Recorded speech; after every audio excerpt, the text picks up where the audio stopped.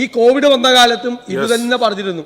എന്താണ്? കേരളമാണ് ആദ്യം പറയും ഇന്ത്യയിൽ 1-ാം സ്ഥാനത്ത്, പിന്നെ പറഞ്ഞു ലോകത്തിൽ 1-ാം സ്ഥാനത്ത്. ഇത് ഏറ്റവും നന്നായി നിയന്ത്രിച്ചത്.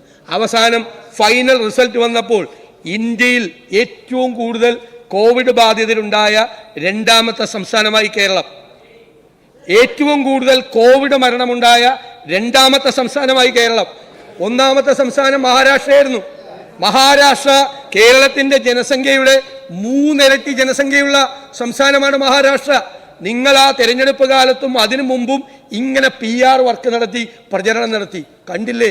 ലോകത്ത് ഏറ്റവും എത്ര അവാർഡ് വാങ്ങിച്ചു? അവാർഡ് വാങ്ങിച്ചു കൂട്ടിയതല്ലാതെ ഔട്ട്കം എന്തായിരുന്നു? ഔട്ട്കം നിങ്ങൾ അറിയണം. ഇന്ത്യയിൽ ഏറ്റവും സാന്ദ്രത ഉള്ള കോവിഡ് രോഗം ഉണ്ടായ, അതിനെ നിയന്ത്രിക്കാൻ പറ്റാതിരുന്ന സംസ്ഥാനം കേരളമാണ്. അതാണ് ഫൈനൽ ഔട്ട്കം. കണക്കാണ്.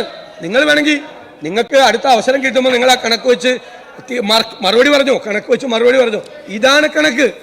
ഇതേ സാഹചര്യത്തിൽ കേരളം പോയി കഴിഞ്ഞാൽ കേരളം അപകടകരമായി മാറും.